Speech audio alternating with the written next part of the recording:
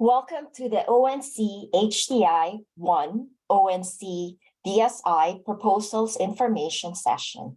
My name is Laarni Reyes with Kaufman and Associates, and I will be assisting with the logistical support for the Zoom session.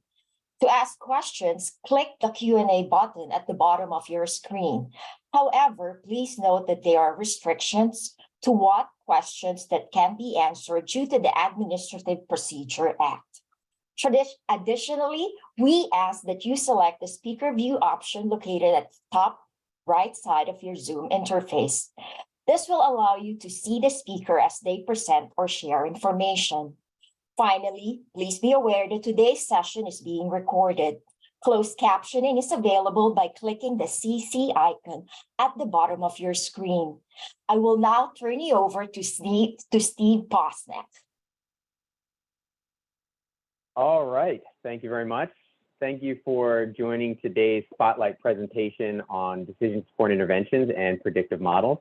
As a reminder, the proposed rule is published and comments are due by June 20th, so you'll hear that a bunch from us as your public service announcement. First, I want to thank our whole team. It takes time to pull together presentations like this, and excuse me. The topic always gets me emotional. We obsessed quite a bit about the run of show, how and in what sequence to build the material, and how to include, how much to include on the slides, what to cover by voice. So we really appreciate your attendance today.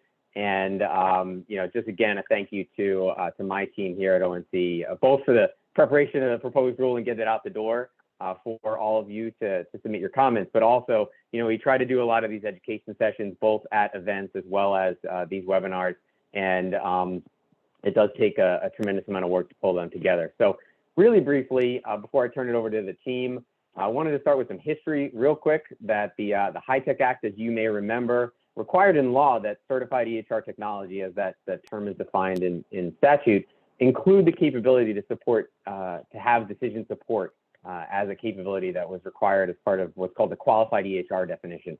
And so it's been something that has been a part of the ONC Health IT certification program since the beginning, since I was typing keys to get text into our regulatory work as well. And so what's changed over the past decade plus includes now the substantial adoption of health IT by the inpatient and outpatient setting. We know we've still got a ways to go in certain parts of the care continuum. Also, the evolution of computational techniques that are now able to be applied to that digital data. So we have a large digital foundation today. We're working on making interoperability easier and greater connectivity through other work that I'm sure you are familiar with, like the Trusted Exchange Framework and Common Agreement. But when it comes to the type of advances here, both computationally as well as with health data and interoperability, we got this interesting intersection of different types of change happening within the healthcare system. So you fast forward to 2023, and certainly you can look even beyond in a few years, given what's gone on with artificial intelligence and all the announcements that happen with seemingly on an hourly basis about new AI type techniques. Certified Health IT is starting to play a real prominent role in the growth of predictive algorithms in healthcare, serving both as an incubator, an origin point for predictive models, as well as a delivery mechanism for the outputs of those predictive models, algorithms, and the like. And so making the clinicians' lives easier, automation, I call it the tell me something I don't know, insights that we're able to gain, using computers for what they're good for, to really churn and chew on that data that's available to us now. So as you look at ONC's role and authority as we've evolved with industry over time, from an ONC perspective, we believe that in leveraging our authorities, we have an opportunity to work with industry to improve transparency in this area around predictive algorithms and other types of decision support interventions that can help lead toward improved quality and trustworthiness. And so as you read through the preamble, which we spent quite a bit of time, including some background and other types of context, please keep that in mind in terms of the goals that we're trying to advance. And also rest assured that we know we're not the only agency working in the federal space on this topic. And so we coordinated quite closely with other federal agencies like FDA, AHRQ, OCR, FTC, NIST, VA, and I would say the list goes on. We have embraced our coordinator, middle name as I like to call it, and are working quite well with many of our other federal agencies, making sure that we're mutually reinforcing the work that each of us are doing. So in the end, some of the benefits that we see from the proposals that we've put forward would be to create the market conditions for developers in order to create high quality, trustworthy, predictive decision support interventions, encourage them to, as they work on predictive algorithms, to include participants with diverse expertise, including patients, in designing and testing these algorithms as part of risk mitigation, and looking to enable consistently available information that would be necessary for users to determine whether to trust the predictive decision support interventions for patient care. And lastly, enabling patients to benefit from their healthcare providers or other clinical users' use of these trustworthy predictive models when it comes to care delivery and other types of care support. So I'm going to turn it over to our Chief Privacy Officer, Catherine, who's going to start walking you through the details along with one of her other colleagues on the team that's led this effort, Jordan. So without further ado, again, thank you very much for tuning in today. Please comment on these proposals as well as all of the other proposals that you see fit for our regulation here that we affectionately refer to now as HTI-1. And I will turn it over to you, Catherine. Thanks very much. Great. Thanks, Steve. Appreciate the introductory remarks. And thanks, everyone, for joining us today to learn more about ONC's recent regulatory proposals at the intersection of AI and certified health IT. Steve did a little table setting, and now my ONC colleague, Jordan Everson, and I will walk through some of the key regulatory proposals related to decision support interventions that were included in the recent ONC Notice of Proposed Rulemaking. Next slide, please. Before I jump in, I wanted to just share a little bit about the presentation materials. All effort was made to accurately represent the information, and it's based on the proposed rule. However, it's not a legal document, and any official proposals are in the actual proposed rule, as well as ONC must protect the rulemaking process and comply with the Administrative Procedure Act. And we're only able to present the information that's in the proposed rule, and ONC cannot interpret information or clarify any further guidance. And we also cannot address any comments that are made officially by attending the presentation or consider any of the comments in the rulemaking process. And then lastly, the communication is produced and disseminated at U.S. taxpayer expense. Next slide, please. Here's a roadmap of what we plan to discuss today as it relates to this topic. My colleague Jordan Everson will first share the background of the role of predictive models and algorithms in healthcare and walk through some of the proposed requirements for decision support interventions and predictive decision support interventions. You'll hear DSI, or predictive DSI for short. I'll then share some of the proposals related to risk management for predictive DSI at the intersection with ONC's existing oversight role, which you heard a little bit Steve talk about at the start. Next slide, please. With that, I'll turn it over to my ONC colleague, Jordan, to start us on this journey. Jordan?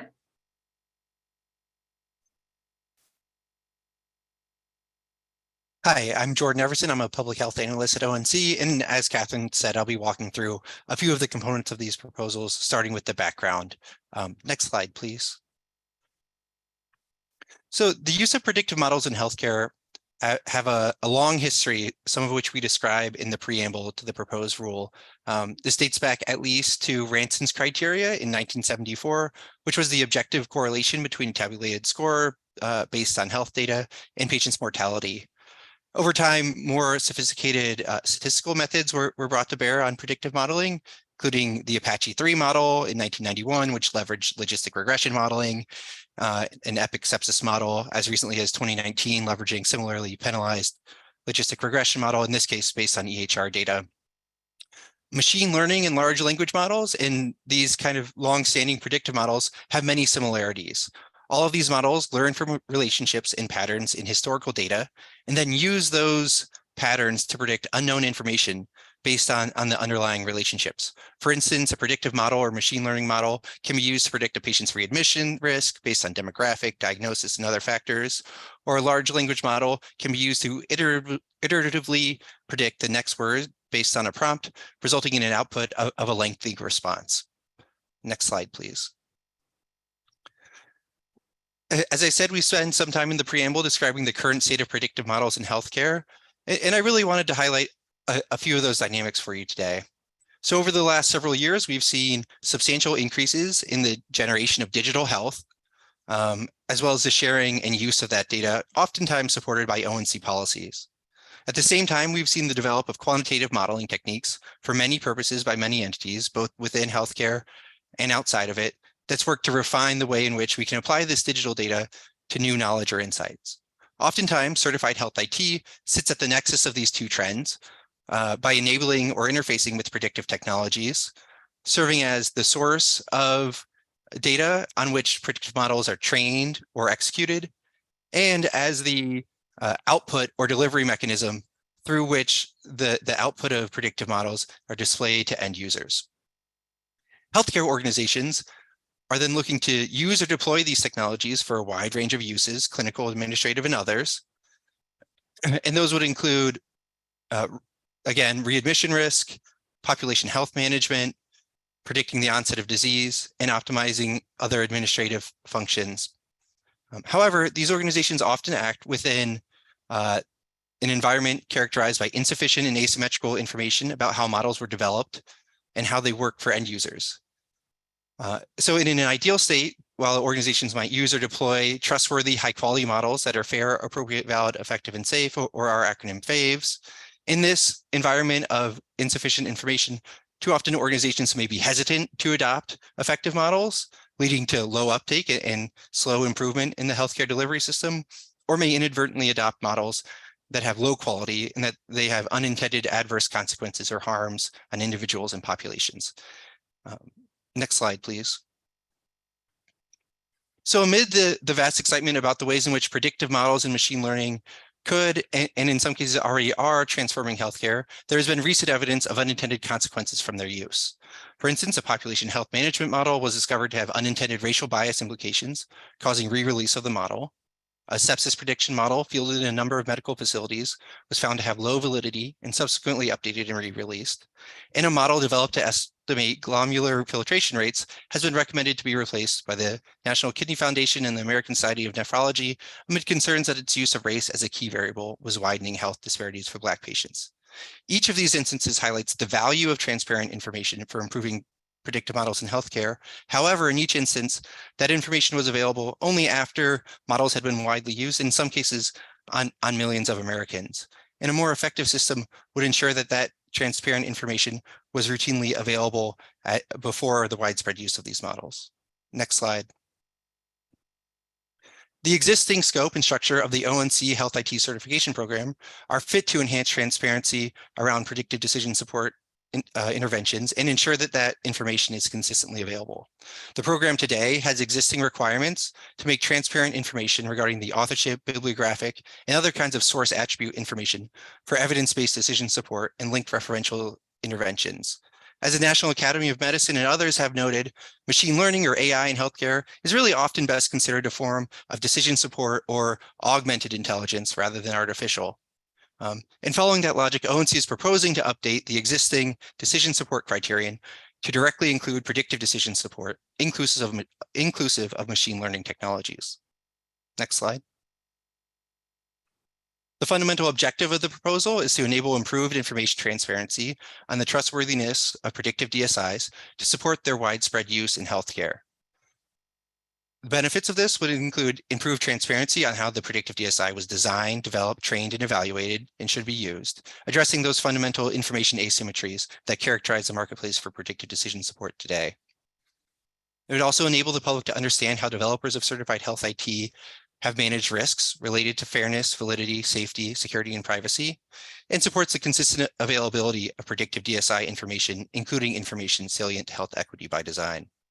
Ultimately, the impact of these proposals would be that with the availability of this information, users of certified health IT would be able to determine the DSI's quality and whether its recommendations are fair, appropriate, valid, effective, and safe, which is that acronym FAVES again. Next slide, please. Throughout the preamble and this webinar, we'll use the terms transparency and trustworthiness quite a bit. So I thought to take a moment to describe what ONC means by these terms. By transparency, we mean that information is available about the use of data related to health equity and predictive DSIs, about the technical and performance aspects of predictive DSIs, and about the organizational competencies employed to manage risks related to these predictive DSIs. Ultimately, transparency would provide essential information needed to determine whether and how to use the predictive model. ONC frames trustworthy or trustworthiness, or sometimes we'll use the phrase high quality predictive DSIs as those that are fair, appropriate, valid, effective, and safe. We've pulled our definition of these terms from the preamble and included them here, but I won't walk through each in detail. Next slide. With all that as prologue, I wanted to get into an overview of our proposals and then provide some specifics about the proposed requirements applicable to all decision support interventions. Next slide. So overall, our proposal is to revise and rename the existing clinical decision support criterion to reflect contemporary and emerging functions, uses, and data elements. And that renaming is to the decision support intervention criterion. This revision includes additional requirements for all decision support, a definition for predictive decision support interventions, requirements for health IT modules that enable predictive decision support interventions, and requirements for developers of health IT that certify such modules. Next slide.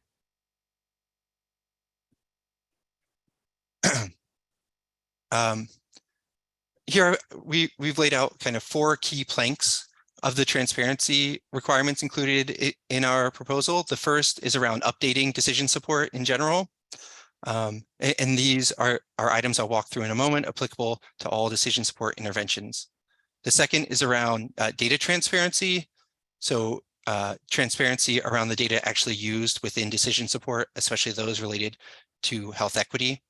The third is transparency around the performance of decision support interventions. And these would be additional source attributes specifically relevant to the performance and technical aspects of predictive decision support interventions, spanning the intended use, the training data, measures of fairness, and items related to ongoing maintenance. And then last would be organizational competencies transparency for predictive DSIs, which would include transparency around the risk management approaches taken by organizations. Next slide. So within the proposed update, really much of the proposed structure and requirements of the current CDS A9 criterion are duplicated across the proposed B11 criterion. And so in other words, what we're proposing would reflect capabilities with which participants have years of familiarity under the current A9 proposal with substantial updates. For instance, health IT modules must configure evidence-based DSIs and link referential DSIs based on a defined set of data elements, including problems, medications, allergies and intolerances, demographics, laboratory data, and vital signs. And all of those are currently included in A9 and would be duplicated across the new B11 criterion. We do propose for each of these types of data to reference related United States Core Data for Interoperability version 3 data elements and classes. And we also propose to require that health IT modules must configure decision support based on 2 new data classes, those related to procedures and unique device identifiers. Next slide, please. Again, paralleling the current certification criterion, health IT modules would be required to enable a user to review source attributes information. That would be information related to in today's regulation, it's information related to bibliographic citations, the developer, the funding source, the release date of the intervention. And then we are proposing to add 3 new source attributes related to the data used within interventions specifically use in the intervention of specific demographic data, use of social determinants of health data, and use of health status or assessment data. Each of these pointing to the related USCDI data classes and elements. And here the intention is that users of the DSI would know when specific types of data related to health equity are included in the decision support and may be driving its output or recommendations. Next slide. In addition, we're proposing to require that source attribute information be available as a plain language description to users via direct display, drill down, or link out from a health IT module. In existing A9 regulation, this is a current expectation and would be made an explicit requirement in the proposed B11. Further, if a DSI is developed by a developer of certified health IT, information for all attributes are required unless otherwise noted in proposed regulation as if available, so that for DSIs developed by developers of certified health IT, information cannot be left blank.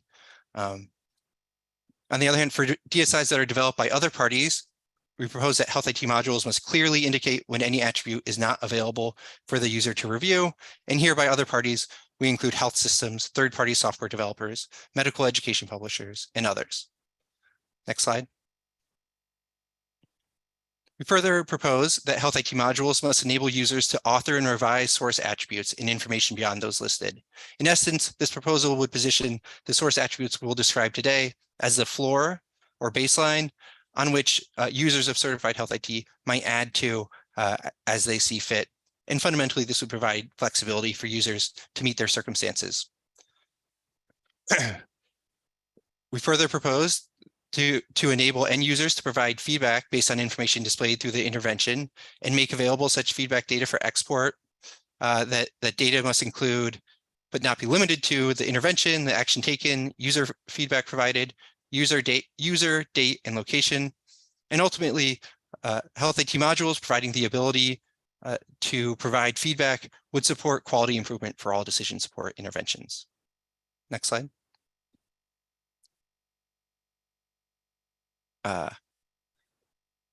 Having gone through those requirements for all decision support interventions, I wanted to turn now to the definition and scoping terms related to predictive decision support interventions in particular, especially those related to attestation.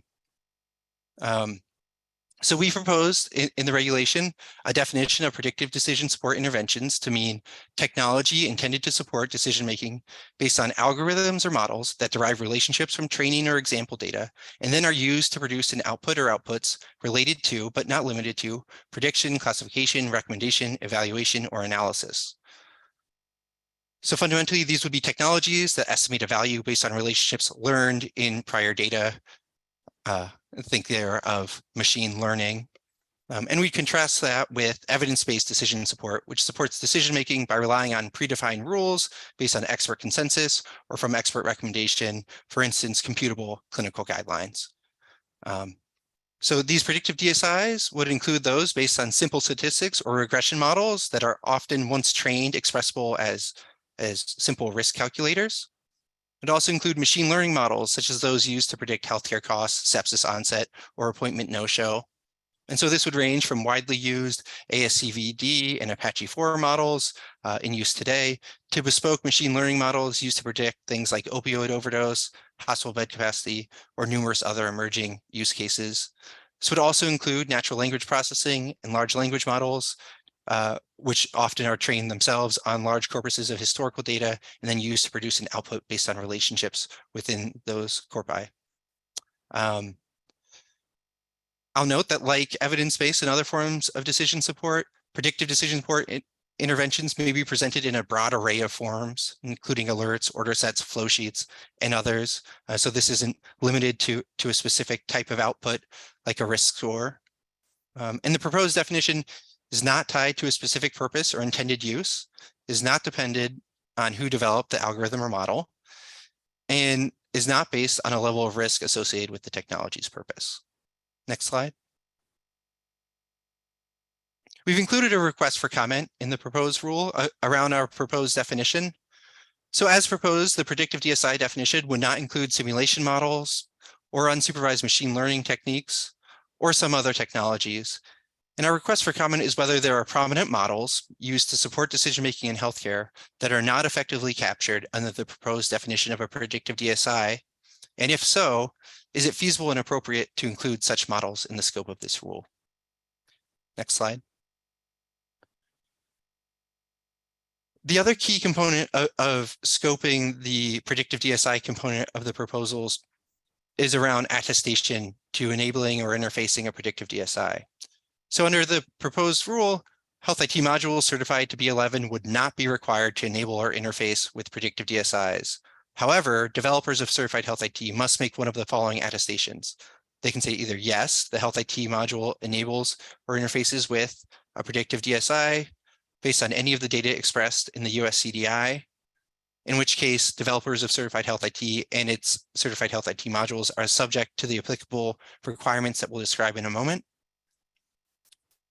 Or else the developer can attest no, the Health IT module does not enable or interface with the predictive DSI based on any of the data expressed in the US CDI, in which case the applicable general requirements I've already described would apply to that developer as they certify to B11. However, the following requirements related to predictive DSIs would not pertain. I'll note we've defined within this attestation both what we mean by a predictive DSI, and of course we've defined elsewhere what is contained in the US CDI.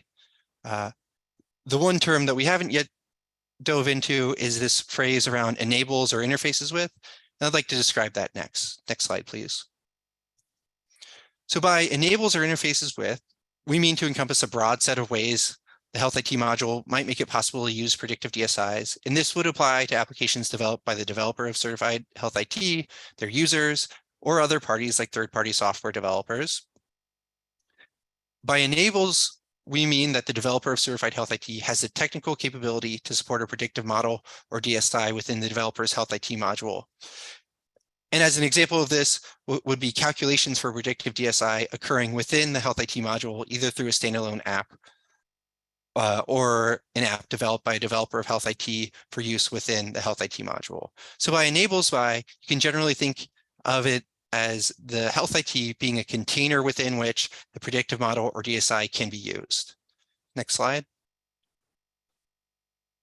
By enables with, we mean situations in which the Health IT module facilitates either the launch of a predictive model or DSI or delivery of a predictive model or DSI outputs to users when such a predictive model resides outside of the Health IT module. And examples here would include calculations for a predictive DSI occur outside the Health IT module, and the predicted value or output gets sent to or through a Health IT module, or a predictive DSI application is launched from a certified Health IT module, including through the use of single sign-on functionality. Ultimately, interfaces with is about certified Health IT kind of being a door through which actions can be taken to launch or deliver a predictive model to end users. Next slide. So fundamentally, summing up the last few slides, developers of certified Health IT should attest yes if any of the following are true. The developer self-develops predictive DSIs for use in their certified Health IT. The developer's module enables or interfaces with predictive DSIs developed by its users or customers, or the developer's module enables or interfaces with DSIs developed by another party, such as a separate software developer, as well as the predictive DSI is based on any of the data expressed in the US CDI standards. Next slide. So we again include a request for comment here, which asks, are the enable and interface with phrases appropriately scoped to reflect the design, development, and use of these technologies in healthcare? Next slide. Having laid out essentially the scope of predictive DSIs, I now want to go into one of the core planks of our proposed requirements, and this is around source attributes for predictive DSIs. Next slide. So fundamentally, we're going to go into three key areas around the proposals for predictive DSIs. The first focus on technical and performance aspects relating directly to source attributes. The second to governance and covering risk management proposals. And the third on oversight. Next slide. So here we're really diving into information on the technical and performance transparency for predictive decision support interventions. And one of the key pieces of this are new source attribute requirements specifically for predictive decision support, which would be intended to show how the predictive DSI works and be made available to users in plain language and via direct display, drill down, or link out. These source attributes, as I'll describe, include things like the output and intended use, out of scope use, and descriptions of the training data. And you can think of these as like a nutrition label or model card that's leveraging the existing source attribute structure. I note that these source attributes are supportive of health equity by design, in that they, as previously described, identify data, the use of data specifically relevant to health equity in the predictive decision support. In addition, as I'll describe in a moment, they include information on the validity and crucially the fairness of predictions of these decision support interventions in test and local data, with the latter if available. Similarly, as I've described, the technical and performance transparency would include additional enhancements that enable the authoring and revising of these source attributes and feedback for quality improvement of decision support. Next slide. In selecting a list of source attributes for the proposed rule, we emphasize source attribute information that were most commonly included in existing reporting guidelines that would be most meaningful and interpretable in the context of health IT users and developers. We're focused on health equity, and we're intended to show that the model would perform effectively outside of the specific context in which it was developed. Our fundamental goals here were to minimize the necessary attributes, to pull them from existing guidelines, to balance prescriptiveness and flexibility, and to align with existing reference materials, notably NIST's AI Risk Management Framework and the White House Blueprint for an AI Bill of Rights. Finally, we sought to support emerging industry-led efforts towards these types of nutrition labels or model cards. Next slide. Ultimately, we selected 14 source attributes for inclusion in the proposed rule, sorted into 4 categories. The first is around intervention details, the second on intervention development, the third on quantitative performance measures, and the fourth on ongoing maintenance and intervention use. So within intervention details, focus on output of the intervention, intended use, and caution out of scope uses in cases where perhaps the prediction should not be used. In terms of intervention development, we focused on the input features, including descriptions of the data, the process used to ensure fairness in development, and the external validation process, if available. Within quantitative performance measures, we focused on validity and fairness of prediction in test data, and that represents 2 separate source attributes, one for validity, one for fairness. Again, validity and fairness of predictions in external data, if available, if external validation has been performed, in essence. References to evaluation of the model on outcomes, if available. These would be things like references to clinical trials, if those are available. Within the last category, we focus on the updated and continued validation or fairness schedule. So the process by which a model is, in essence, monitored and updated when it's found to be lacking in validity or fairness. And then tied to that are validity of predictions in the local data that is local to the context of its current use, if available, and fairness of predictions in local data that is local data relative to where it's being used, if available, and focus on these last 2 because of well-known concerns about variation in the delivery of healthcare, and that models that work well in one health system may not work well in another, and so a focus on this local information is crucial. Next slide. I'm not going to walk into descriptions of each of the source attributes, which we do lay out within the preamble, but I did want to give a couple of examples of how we describe these source attributes. So for example, around the output of the intervention, we describe this as the value that the model produces as an output, including whether the output is a prediction, classification, or other type of output.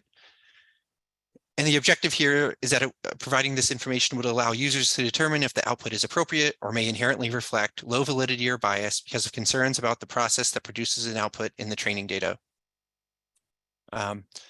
Another example, and this much more of a quantitative measure, would be around fairness of prediction in external data, if available. And this would be the measure or set of measures related to the model's fairness in terms of the accuracy of its output across certain groups in external data, and with external data being data from a different source than the primary training data. And here I would note that we do not prescribe a measure or set of measures that must be used to evaluate fairness. We're aware that different use cases might call for different measures. We're simply requiring reporting or proposing to require that some measure of fairness be included so that users can evaluate the performance of the underlying model.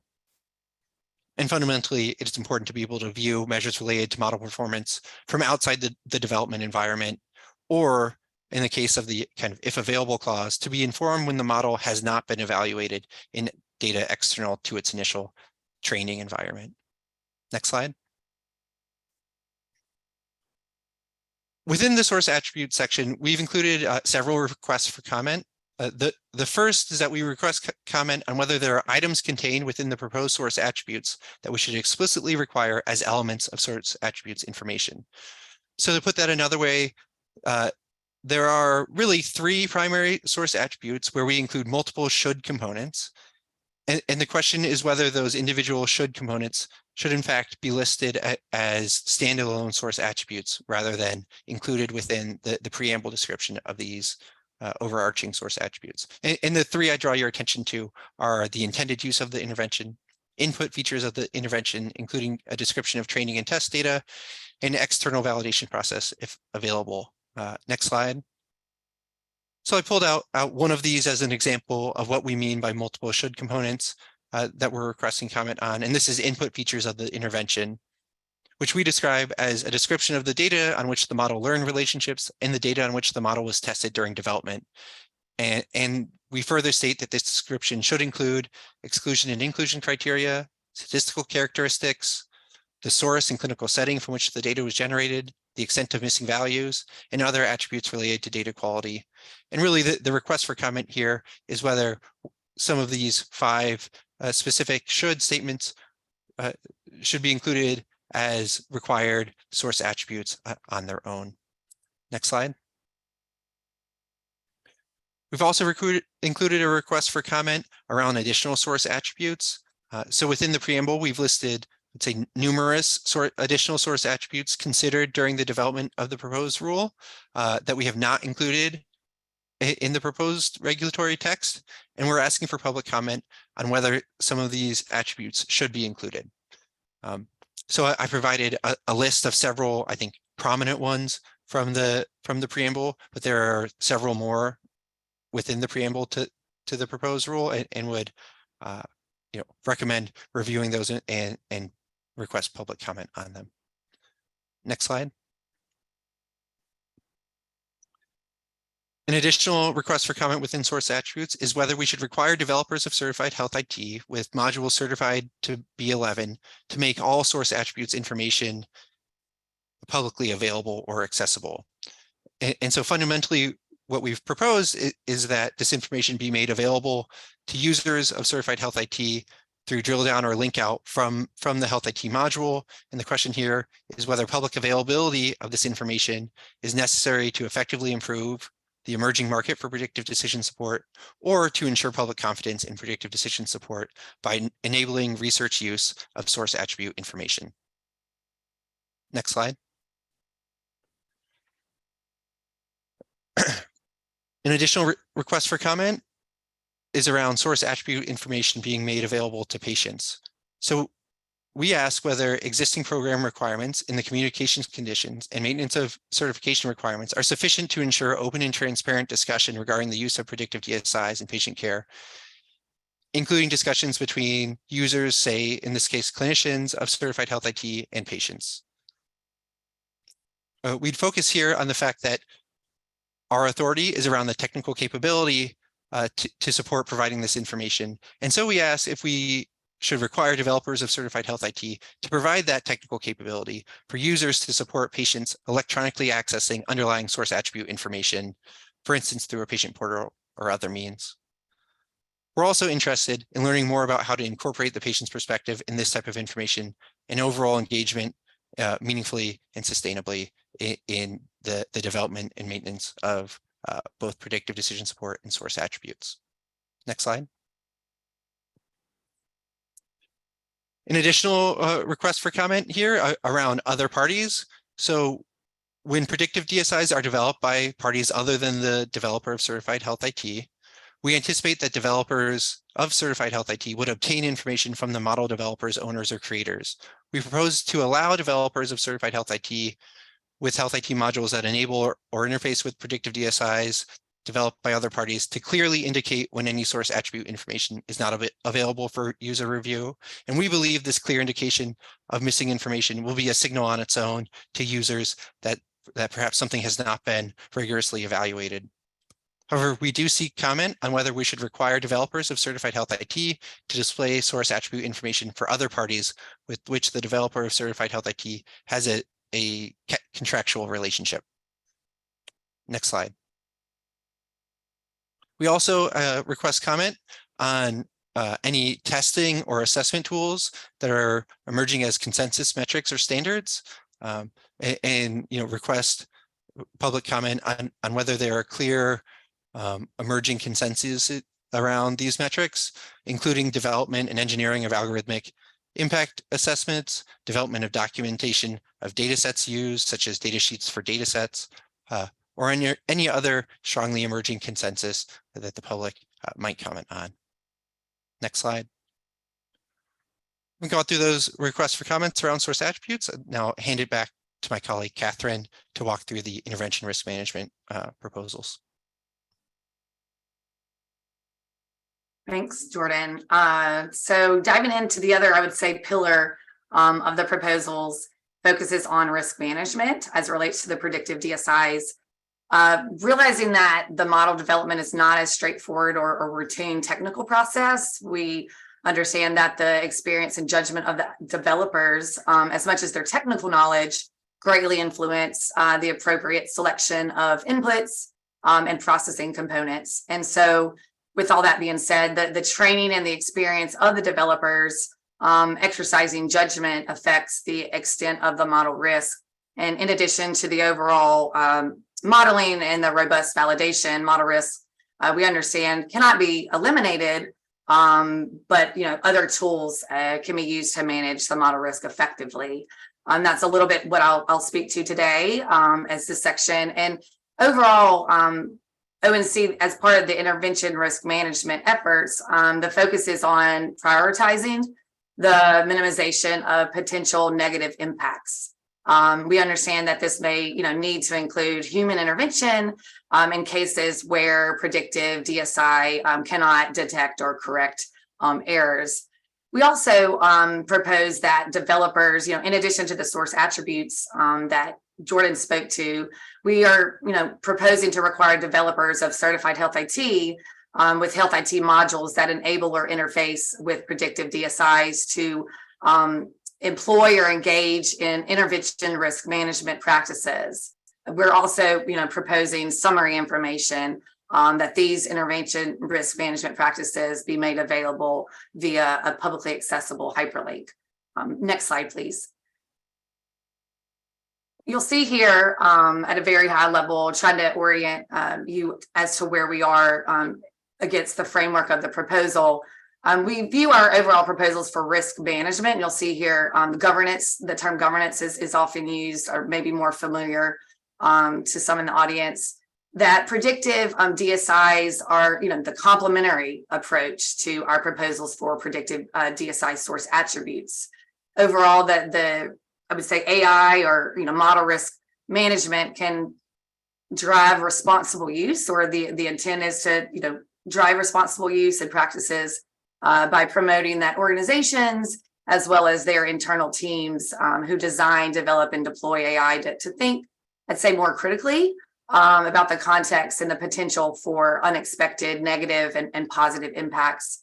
And overall, understanding that understanding and managing risk of this technology, along with broader, AI systems, will, or I should say will, in accordance, I know NIST has opined on this as well, to enhance trustworthiness and in turn cultivate public trust. So I'm going to dive a little bit on the specifics around the intervention risk management that are in the proposals, but we thought it was helpful for you to see some of this in parallel based on the proposed requirements that Jordan walked through around source attributes. Next slide, please.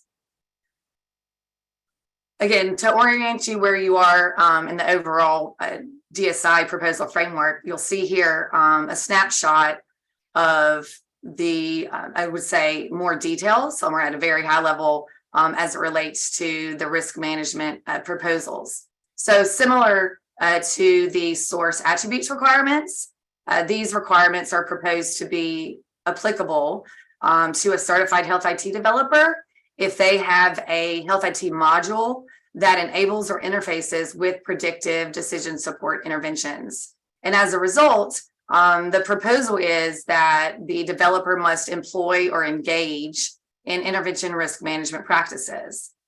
And in turn, as mentioned earlier, make that summary information of those practices publicly available. And so, as you'll see here, the proposals for the intervention risk management are kind of divided into 3 areas, and then I'll go into detail this on the next slides. But just as, again, a snapshot of what the intervention risk management proposals include, I would say corresponding with the proposals with the source attributes, as well as here, it's really to provide users, implementers, and the wider public, including patients, with information to understand how developers of certified health IT with health IT modules that are enable and interface with predictive DSIs, how they analyzed, mitigated, and govern risks throughout the technology's life cycle. Overall, we anticipate that these actions would dramatically increase the likelihood that predictive DSIs that enable by or they interface with a certified health IT module is FAVES. You heard Jordan speak to that earlier, but really it's by providing information transparency regarding how risks to individuals, groups, communities, organizations, and society would be managed more effectively and consistently with best practices. The other kind of thing that to draw your attention to, I would say on the next slide, similar to the source attributes. Next slide, please. These proposed requirements for risk management would apply to a developer of certified health IT. And you'll see here the pillars of the proposed intervention risk management practices. And so to the extent the proposed requirements would apply, these are the 3 areas that you'll see in the proposal and some discussion in the preamble that this speaks to. The first being the risk analysis, second being risk mitigation, and lastly, the governance. You'll see here that a lot of the effort, as noted on the slide, as well as you'll see language in the preamble, many of the proposed terms and concepts in this section rely on the National Institute of Standards and Technology, the recent AI risk management framework, if everyone's familiar with that. The other document or resource that the proposal connects with or relies on has to do with the U.S. Department of Treasury's Office of the Comptroller Currency, dealing with model risk management. I'll dive a little bit more into detail on these specifics, but thought it was helpful just to see as it relates to the proposal for a developer to employ and engage in risk management. There are 3, I would say, sections that would be required as part of the practices that a developer would need to employ. Next slide, please. As it relates to the risk analysis and risk mitigation, the proposal includes 8 characteristics. You'll see those listed on the slide as well as the previous. As mentioned, a lot of the terms in the proposals are closely tied to the NIST definitions and trying to have consistent terms used across the federal government. However, given a lack of a healthcare sector specific guidance, and the nascency of several emerging efforts for risk management of predictive software. Our proposals do not require a specific framework, a guideline or approach that a developer must use or that they would have to use. There are some resources that the preamble provides, but the proposed requirement is that the developer employ or engages the intervention risk management practices in accordance with the proposed requirements. Again, you'll see here a snapshot of the 8 characteristics and a lot of the focus around risk analysis. We propose that developers of certified health IT analyze potential risks and adverse impacts associated with predictive decision support interventions for the characteristics you see listed there: validity, reliability, robustness, fairness, intelligibility, safety, security, and privacy. And there are terms that are definitions, I should say. For these terms, there are definitions that are provided in the preamble. In addition to the analysis of the risk, or the identification of the risk and the analysis, there's the requirement to mitigate those risks. Again, we propose that the developers of certified health IT implement practices to mitigate risk. And we had some examples on the prior slide, but really, one of these could be, we encourage developers to include participants with diverse expertise, including patients, in designing and testing the predictive models as part of risk mitigation. The other kind of area, I guess, to touch on, and I'll talk a little bit more about on the next slide, but I just wanted to mention governance. Because after the risk analysis is done, as well as mitigation, the governance of the technology of itself, it's not only governance of risk in the model, but also speaking to some of the data management practices. There's some requests for comments in the proposal, you'll see, as well as whether or not the requirement should provide more specificity, if that would be helpful, as well as if there's specific best practices that implementers and others would be interested in an ONC exploring as a requirement. Next slide, please. So I touched on the 8 characteristics that were or should be identified as it relates to risk.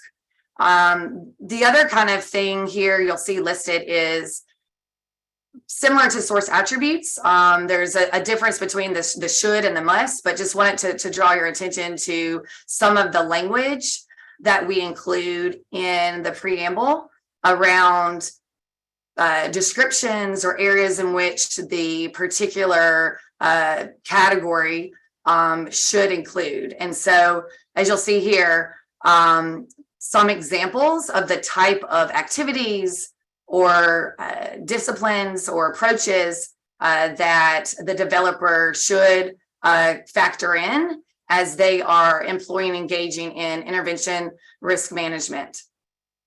Next slide, please. Similar to source attributes, we have requests for comments as it relates to various topics. There is one, as you'll see here, dealing with the conversation around other parties. So similarly to source attributes, we expect other parties to provide developers of certified health IT with relevant intervention risk management information. And also, we expect that as part of the broader kind of source attributes and intervention risk management, to the extent that information is not available, that would be made apparent to the users. Our request for comment, as you see here, we're seeking any input that individuals in the public have about ways in which a developer could determine whether or not a particular intervention risk management practice has been conducted by such a third party or other party. Next slide, please. So in addition, you'll see at the end of the proposals related to risk management, there are some other requests for information and comment that are centered around the users of the certified health IT, as well as the various data practices, in addition to the technical standards and data management.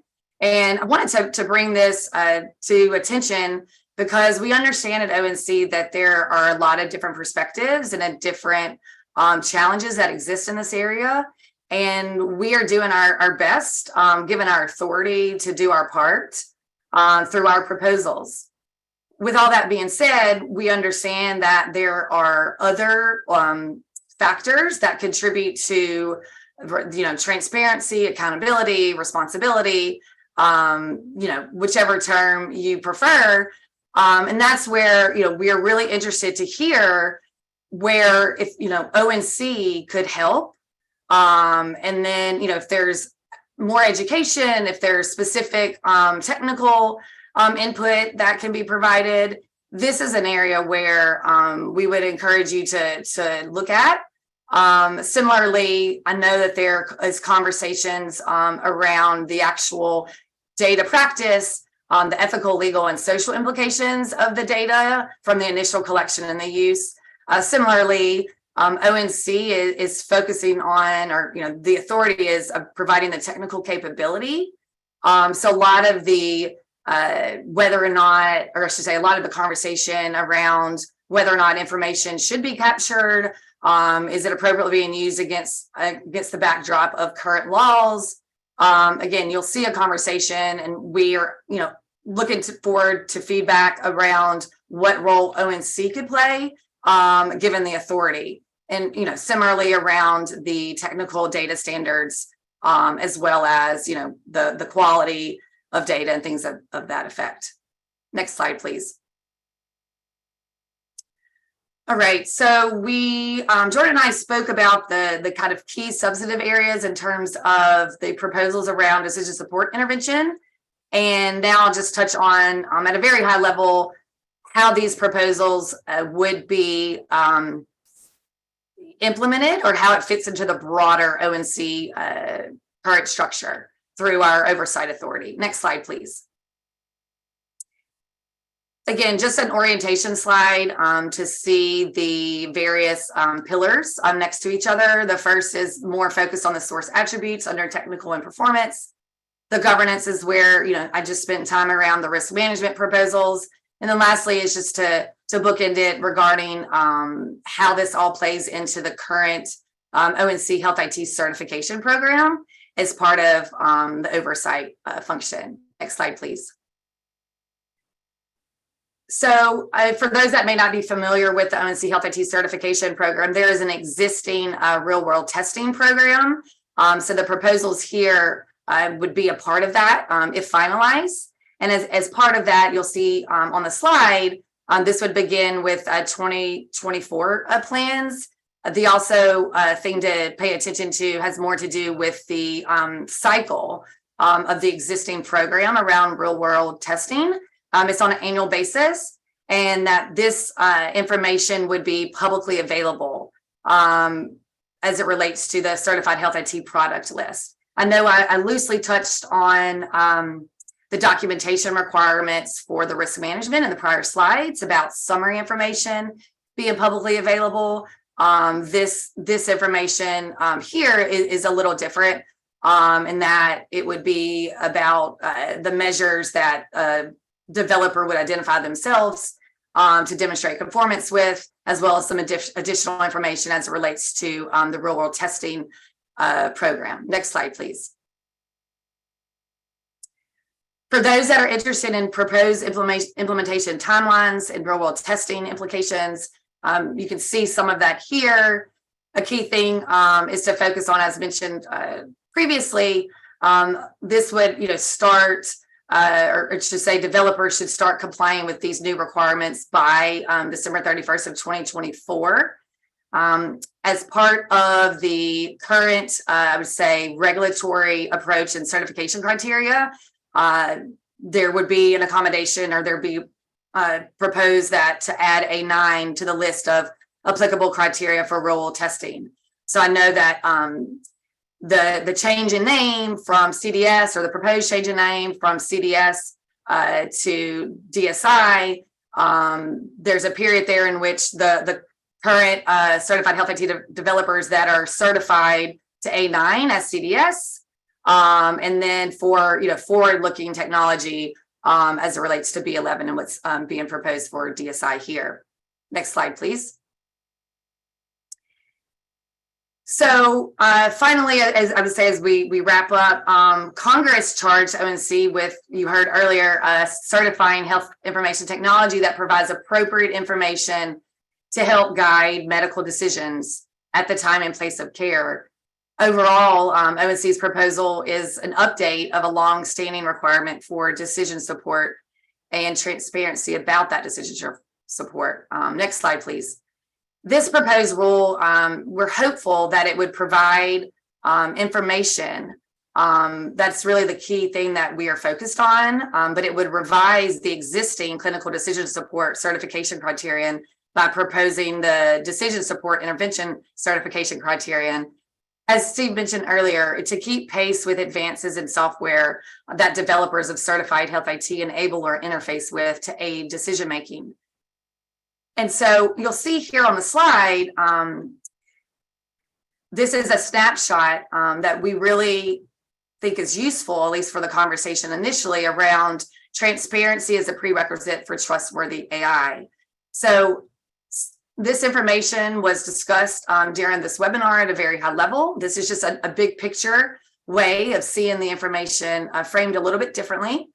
And hopefully, it provides a little bit of window into how ONC sees this all coming together as it relates to the data transparency, as well as the performance transparency. Many of those points were mentioned during Jordan's remarks around the source attributes. And then lastly, the organizational transparency or the organizational competencies, the transparency around the behaviors and practices that the developer organization undertakes when developing the model, and how we see those factors as it relates to predictive models and their trustworthiness, and talking about faves. And next slide, please. So overall, you'll see here the faves acronym, in which we've tried to explain or show how the source attributes requirements, as well as the intervention risk management information, would help users to determine the faves of a predictive DSI. We anticipate that the actions that are taking through these proposals would dramatically increase the likelihood that a predictive DSI is faves. And while the proposals and ONC is not guaranteed or proposing to guarantee whether a predictive DSI is faves, these proposals would promote transparency that is necessary for a dynamic marketplace of high quality predictive models to support decision-making in healthcare. So we believe that transparency would also foster confidence and trust among interested parties that the technical and organizational processes used in designing and developing the technology were faves and high quality. And then in turn, we understand that transparency can increase public trust and confidence in that technology. Next slide, please. Again, just to close out a little bit of the substantive content, focusing on proposals, our intended impacts. We are hopeful that the transparency regarding the technical performance dimensions, as well as the organizational, and is sometimes referred to as social technical competencies employed by the developers of predictive DSIs, that they're foundational for users to determine whether their predictive DSI is faves. And so you'll see here on the slide a large focus around improving the transparency that we spoke about today, as well as the connection and efforts for the proposals to enhance trustworthiness, in addition to consistency, really trying to provide a baseline level of information that is consistent across all predictive DSIs that are enabled or interfaced with the health IT module as it relates to certified health IT. And then lastly, and definitely not leastly, has to do with advanced health equity by design, and really seeing how ONC's efforts around integrating factors related to health equity as part of the life cycle approach when developing technology and throughout the development process. And so you'll see a discussion around that as well in our preamble of the proposed rule. Next slide, please. So with that, there's opportunities to comment, to submit public comments. Next slide, please, that we'll kind of speak to. If you're interested, you'll see here where you're able to go to provide public comments on these proposals as well as other proposals in our ONC rule. There was a webinar last week for folks that were able to join that gave an overview for the entire rule. And if you haven't, it's available for recording. But again, this is a place and how, to submit public comment on the ONC proposed rule. Next slide, please. We also wanted to make sure that you were aware that there's other educational resources available on healthit.gov as it relates to our proposed rule. There's fact sheets, as well as measurement specification documents, and more to come. So definitely continue to check that out if you haven't already. Next slide, please.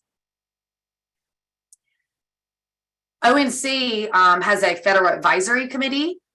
If you're not as familiar with that, that has to do with the Health Information Technology Advisory Committee, HITECH for short. We recently charged or asked that the group look into the proposals, and there's actually some task forces or subgroups that have formed out. If you're interested, those conversations are publicly available. You'll be able to register and get access to that information through the link provided on the slide there. Next slide, please. And then there are 2 currently scheduled future webinars related to the proposals in the broader ONC rule. You'll see here listed here the insights conditions as well as information blocking proposals that are upcoming in here in May. And then as mentioned, there was one previously last week that was on the broader rule. If you're interested, I would encourage you to check that out. All righty. With that, that leaves us, I guess, for the conclusion of, of the webinar. If there are questions, I know trying to answer those as well.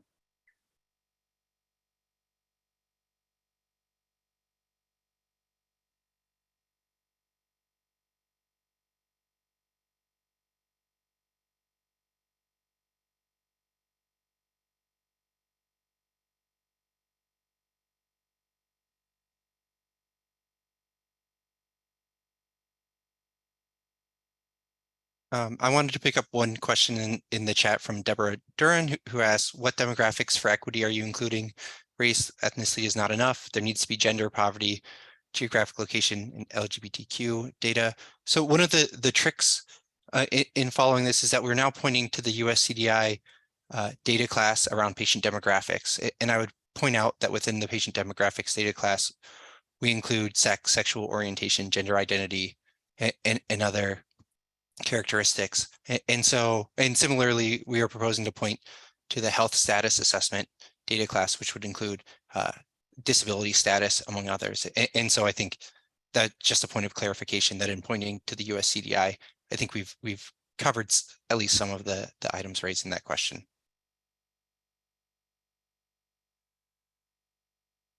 Great. I will touch on the topic around intellectual property and the sharing of information as it relates to our proposals. I know there was a question that kind of touched on that. Overall, the proposals in this section would not require disclosing or sharing intellectual property existing in the developer's health IT, including other parties' intellectual property.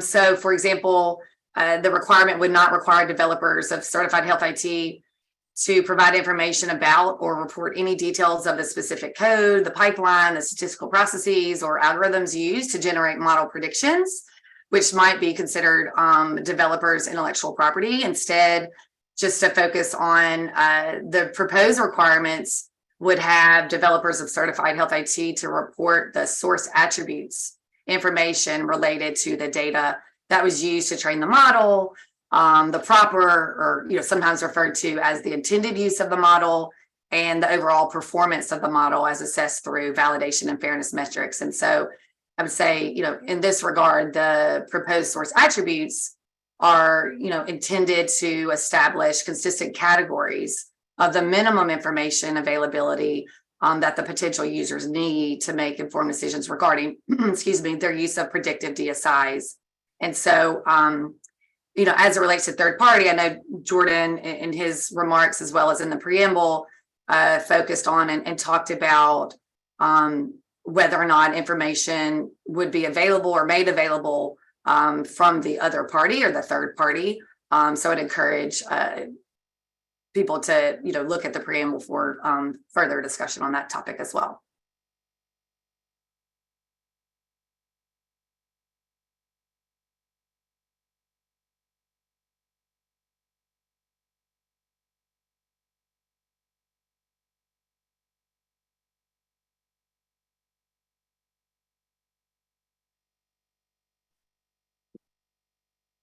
Folks, I think we'll let some of the questions that have come through the Q&A function get answered by some of our staff. So we'll stay online to do that for the next minute or two. But at this point, we can go ahead and close the webinar if folks would like to drop off. But again, we'll answer some of the questions that have come through in their question window over the next minute or two, just to wrap that up. Thanks very much.